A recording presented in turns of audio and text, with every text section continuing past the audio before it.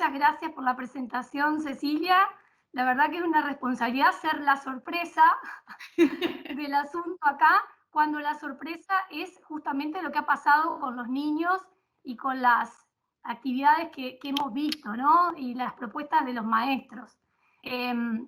Así que desde mi lado decirles simplemente que, así como Cecilia les dijo, yo soy maestra y trabajo en formación en el área de ciencias con maestros de escuela de tiempo completo, y que las ideas que traigo para intercambiar, para compartir con ustedes, fueron surgiendo en espacios como este, tan necesarios de formación, que siempre, la formación es un proceso voluntario y es personal, pero siempre sucede con otros, no tiene otra manera de suceder si no es el intercambio con otros.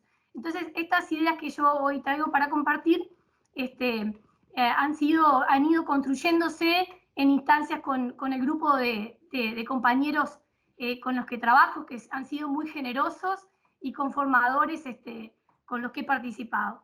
Posiblemente sean ideas que ustedes ya conocen, simplemente es traerlas para ver en qué medida podemos compartirlas, intercambiarlas y ponernos a pensar en la enseñanza y en las prácticas de enseñanza de ciencias naturales en la escuela.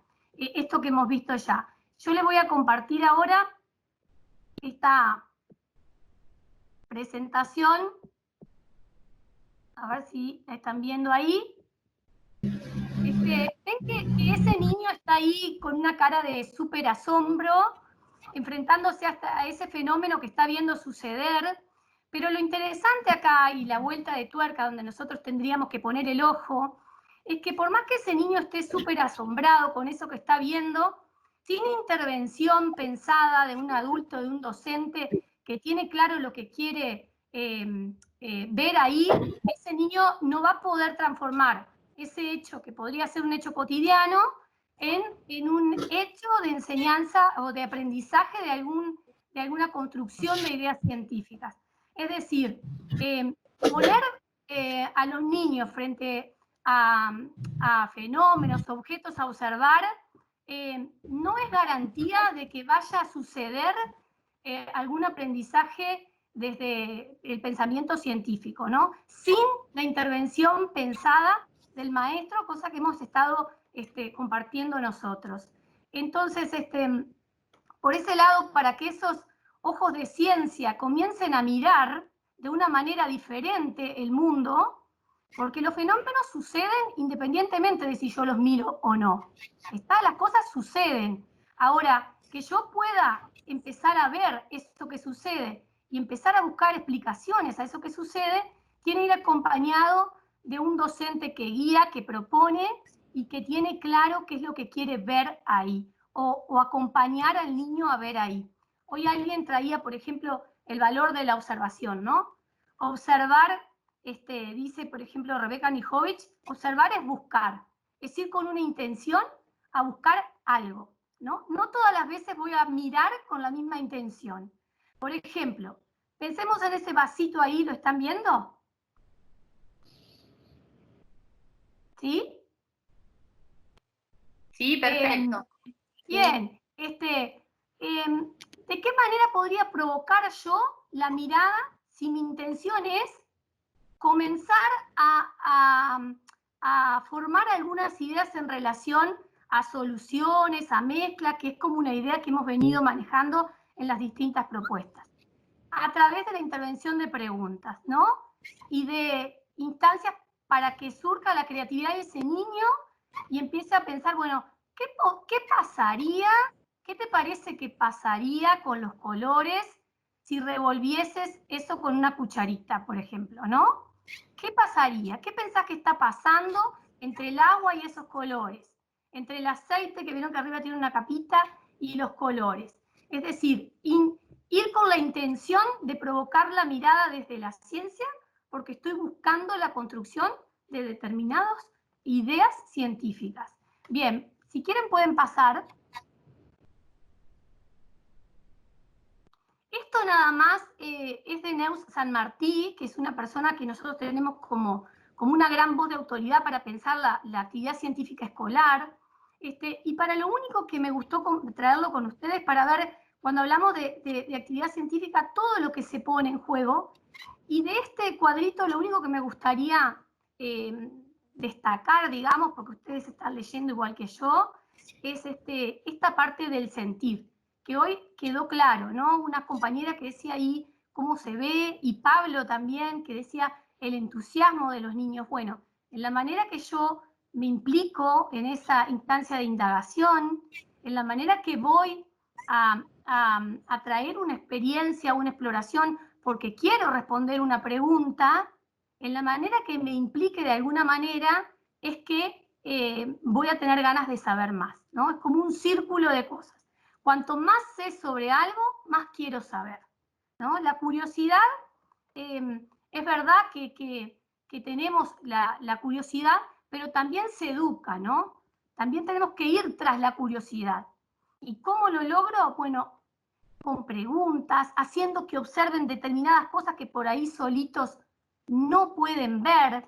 O sea, siempre pensando en nuestra intervención y en esta dinámica que tiene la enseñanza y cómo repercute en el aprendizaje y cómo lo que los niños van aprendiendo después me hace a mí pensar mis prácticas de enseñanza, ¿no? En esta dinámica que un poquito esas flechitas me van mostrando. Si quieren pueden pasar esa también. Bueno, esto es más o menos lo mismo, ¿no? Pensando el corazón de la actividad científica escolar, lo tenemos que pensar siempre dentro de un contexto de indagación, siempre ir detrás de una explicación, porque eso en realidad es la naturaleza del conocimiento científico. Acá tenemos a Gustavo que de eso seguramente tiene más claro porque ha hecho una carrera en ciencias. Entonces, la ciencia busca dar explicaciones a las cosas, entender cómo funcionan, por qué suceden determinados fenómenos. Entonces, en el corazón de esa actividad científica escolar nuestra, tiene que estar eso, ¿no? Ir a buscar, bueno, a ver, ¿por qué te parece? Por ejemplo, pensemos en las muestras de suelo, ¿no? Que nos proponían esta actividad de las distintas muestras de suelo. ¿Qué observaron ustedes que había en el lugar de donde sacamos esta tierra tan negra? ¿Qué cosas pudieron observar alrededor? ¿Había plantas? ¿Había pasto? ¿Qué cantidad? ¿Había presencia de bichitos? ¿Qué había ahí? Y bueno, y cuando fuimos a sacar este suelo más arenoso, ¿qué había en ese entorno de este suelo más arenoso? ¿No? No sé si alguno quiere hacerme pararme, miren que yo arranco a hablar y es como complicado, ¿no? Deténganme y díganme, pregúntenme lo que quieran, pero estas ideas son las que nos tienen que quedar como prendidas. Las actividades exploratorias y experimentales tienen que ir de...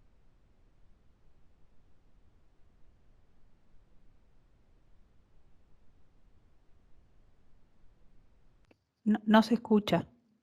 No se está escuchando. ¿No?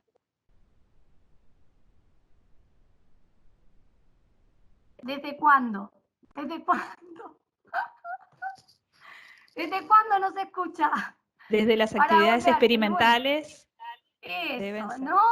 Darle como esa vuelta. Cada vez que nosotros vamos a suponer que vemos un experimento que nos encanta, lo vimos en algún canal de YouTube o nos apareció en un grupo de WhatsApp y nos encantaría llevarlo a la clase. Bien, el experimento está precioso. Ahora, ¿con qué preguntas lo voy a llevar? ¿Para explicar qué cosa? ¿Para qué me sirve a mí hacer ese experimento o esa exploración? ¿Qué quiero responder con eso? Porque eso le va a dar el contexto y eso me va a hacer surgir el pensamiento científico, la naturaleza del pensamiento científico. Pasen a ver a quién me está haciendo ese trabajo colaborativo. Pasen si quieren la diapositiva, que la vamos a hacer pasar varias porque, bueno, sí, me gustaría detenerme acá. Esto está sacado de estas formadoras de enseñanza de ciencias que son Melina Furman y María Eugenia Podestá, que nos traen esta idea que estaría bueno que empezáramos a hacerla como propia, de ver la enseñanza de la ciencia, de esa ciencia escolar pensada de esta doble dimensión. Si ustedes ven por acá una monedita, ¿la ven a la monedita? La monedita esa en mi presentación giraba, en esta la veo quietita, pero no importa, no cambia mucho. Estas autoras, estas investigadoras de la enseñanza de la ciencia nos traen pensar la idea de ciencia con esta analogía, que también es una forma de pensar de las ciencias, el uso de analogías, pensar como una moneda que tiene dos caras que son inseparables. Por un lado tenemos la ciencia como producto, que son los conocimientos y la construcción de ideas científicas que provienen de distintas disciplinas, pero por otro lado y con el mismo peso están las competencias científicas, esas habilidades de pensamiento que son característicos de la ciencia y que me van a ayudar y que me van a hacer poder llegar a la construcción de los conocimientos que podríamos llamarles conceptuales. Entonces, esto está bueno para pensar que cuando nosotros nos proponemos trabajar un contenido en ciencia, vieron que ahí aparece la palabra contenido, tenemos que recordar que estas dos dimensiones tienen que ser abordadas de la misma manera. Hoy, por ejemplo, estos niños que estuvieron viendo qué pasa con las manos sucias, con las manos limpias, imagínense el valor que tiene esa experimentación, no solamente desde lo que pueden construir desde lo conceptual, sino desde esta parte metodológica propia de la ciencia y de cómo construye la ciencia su conocimiento, que es a través de observaciones, a través de la manipulación, como decía hoy Gustavo, de algunas variables que yo tengo que controlar para poder hacer que esto surja, y eso tiene tanto valor como lo que vayan a poder construir desde los conceptos.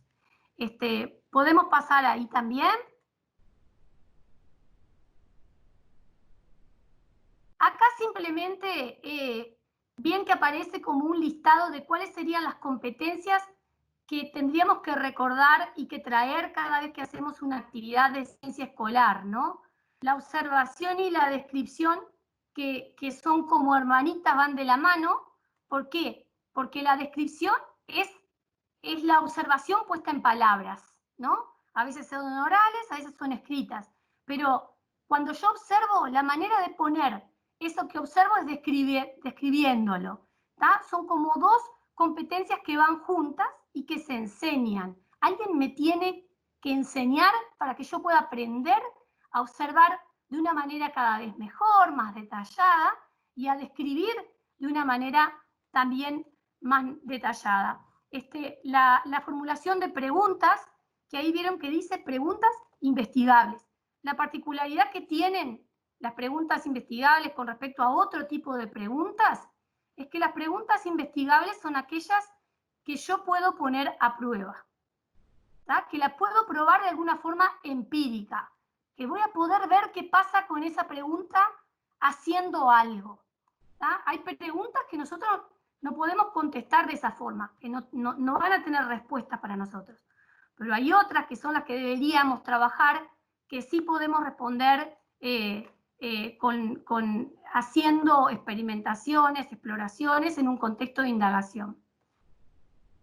Bueno, ahí ven otras, por ejemplo, la que hemos visto más en acción ahora, que es el hecho de la realización de experimentos y de actividades exploratorias, que ahí habría que hacer como una pequeña diferenciación cuando hablamos de una cosa y de otra, pero en realidad lo interesante de eso es que tanto cuando exploramos como cuando traemos algún experimento, recuerden esta parte que estuvimos hablando recién, que venga con un porqué, que venga con una pregunta que yo quiero responder, siempre en el marco de una indagación.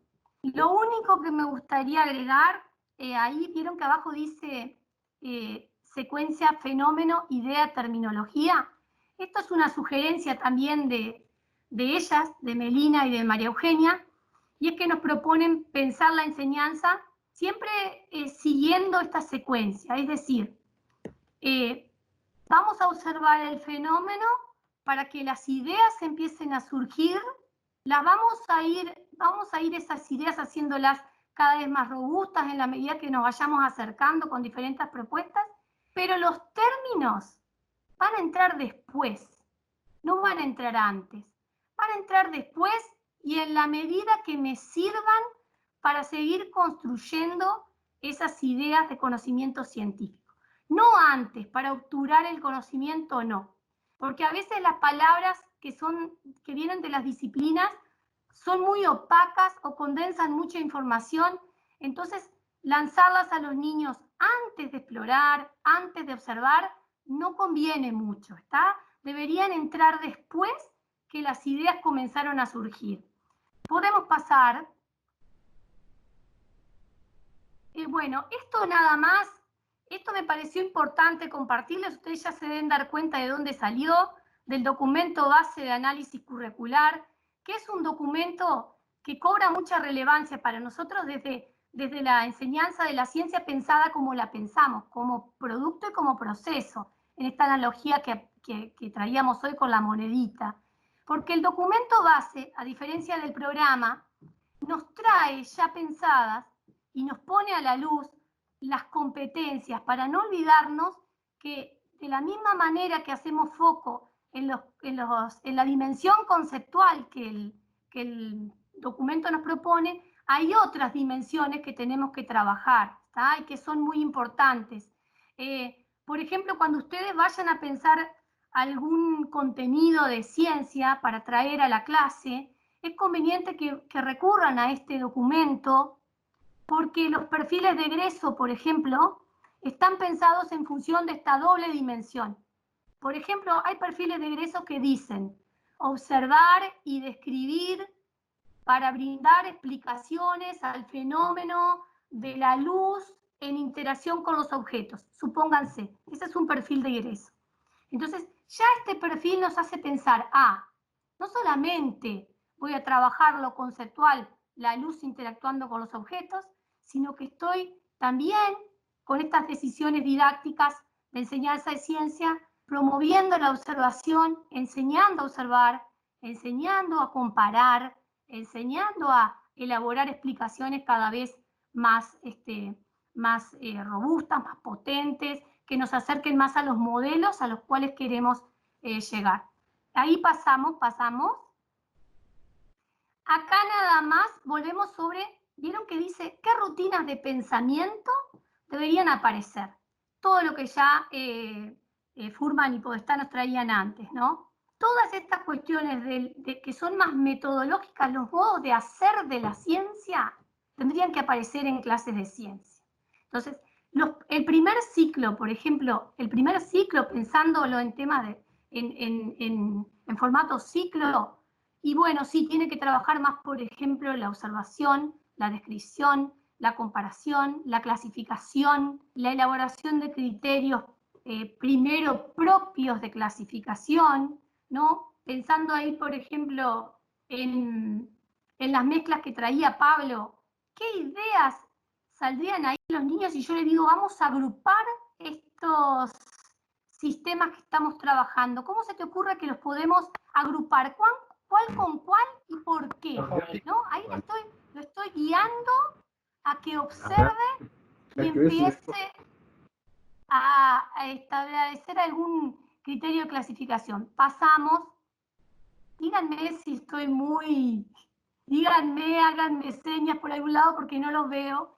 Bueno, acá termina nada más, porque simplemente dar esta vueltita, volver sobre aquel niño que miraba el vasito sorprendido, pero fíjense que acá estos dos niños, en realidad hay un personaje que no es un niño, pero vamos a suponer que son nuestros alumnos, o que somos nosotros, también adultos, podemos tener frente a nosotros toda la información, podemos tener los fenómenos sucediendo frente a nuestros ojos, que si no están las preguntas, si no está dado el contexto de indagación y la guía de un docente que sabe a dónde quiere llevarme, las respuestas no van a aparecer.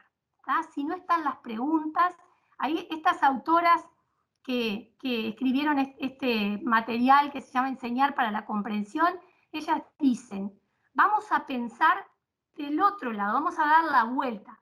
Vamos a pensar que lo que nosotros queremos enseñar son las respuestas. Entonces, ¿cuáles son las preguntas? Para hacernos caminar en búsqueda de esas respuestas, ¿sí?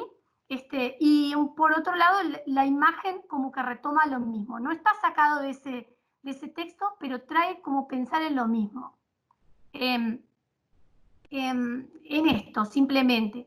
Siempre, así como la ciencia de los científicos busca explicaciones y entender cómo funcionan las cosas y por qué suceden los fenómenos, la ciencia escolar tiene que ir por ese mismo lado, con la transposición didáctica necesaria para que podamos trabajarlo de forma más cercana y más adecuado a lo que podemos hacer de ciencia en la escuela, pero hay muchas cosas que podemos hacer dándole sentido desde el punto de vista de decir, voy a hacer esto porque quiero responder una pregunta que tengo. Tengo que tener algún porqué para ir tras las respuestas. Y por ahí estaría, no sé si aportó algo o ¿qué le parece? Bueno, eso, nada, eso está, miren, bueno, sí, en realidad está sacado de Biblioteca Ceibal, está por ejemplo, las tablets de inicial, de primero, la traen, y es simplemente el montón de ideas científicas, de ideas de ciencia que podríamos nosotros empezar a trabajar con los niños con la simple observación intencionada por preguntas en esa imagen. Que bueno, es un fenómeno diferente, porque es el fenómeno de la luz, lo que viene ahí a mostrarnos. La construcción de ideas sobre el modelo de luz no tiene relación con lo que estuvimos viendo de los compañeros, pero simplemente que esto otro, ¿no? De volver sobre esto. ¿Cómo voy a poder yo mirar con ojos de ciencia esa imagen?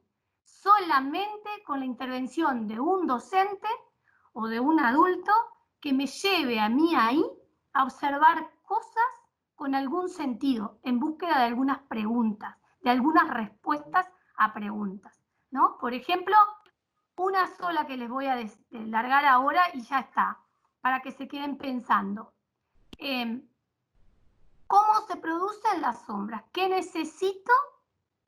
¿Qué me muestra esta imagen que yo pudiera observar?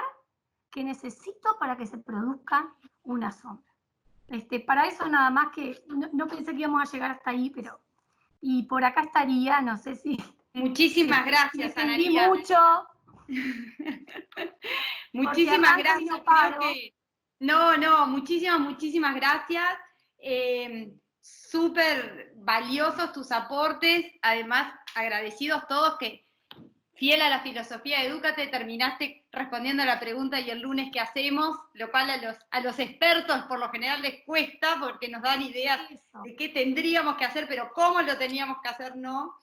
Creo que muy aplicable y nos quedamos con esto de los ojos de niño y lo importante de la resignificación del rol del adulto para que esas preguntas cobren propósito y después puedan generar un orden y que puedan generar una nueva mirada de eso que estás mirando. Yo me acuerdo, y con esto me gustaría hacer el cierre nuevamente agradeciéndote un montón, invitándote desde ya a que en otro encuentro nos acompañes para poder hacerte muchas más preguntas de lo que nos da el tiempo hoy.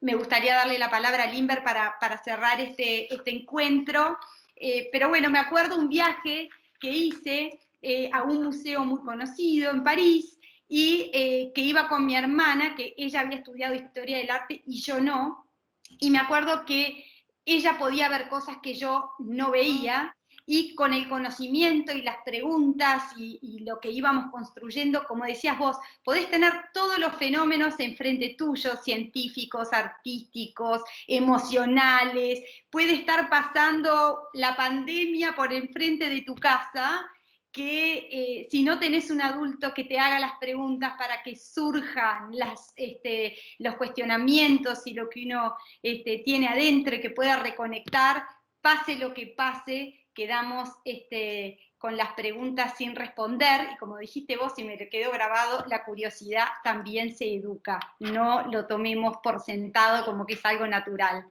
No solamente puede desaparecer, pero también puede ser educada para llevarnos mucho más lejos. Así que te agradecemos muchísimo. Bien, ir en busca de esa curiosidad, ¿no? Ese es como nuestro trabajo. Ir en búsqueda de que eso empiece a salir, ¿ah? Buscarlo. Ir nosotros por la curiosidad, para provocarla. Ese sería como el enganche. Y en ese camino están, los felicito. Felicito a los compañeros que expusieron, que hay una sola cosita más porque no me aguanto.